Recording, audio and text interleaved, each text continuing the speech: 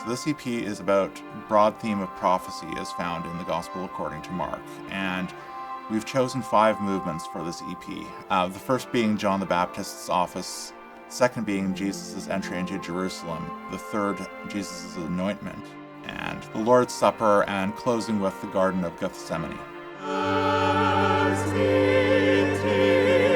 So John the Baptist's office begins with what I call the prophecy motif, and it's also a motif that comes back and is used for miracles throughout the entire text. There's a timeless quality to it that also gives the sense of something greater in the world in front of us.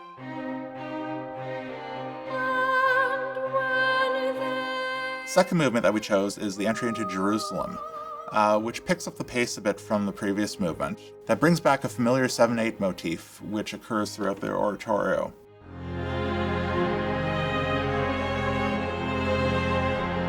So Jesus Anointed, the third movement, I really feel this is a special movement. There's a bittersweet gift of sorts in this, but there's also a reflection to it and almost a resignation to it. And this really ties into Gethsemane as well in many ways, thematically, but it stands out in the writing as it is much more mournful in some ways. The Lord's Supper, again, there's a reflectiveness to this and a sereneness to it, but also a ceremonial nature that comes out rooted in the 7/8 motif that we've heard throughout the oratorio and most recently in the entry into Jerusalem. But it's made much slower and more reflective here to reflect the setting a little bit more.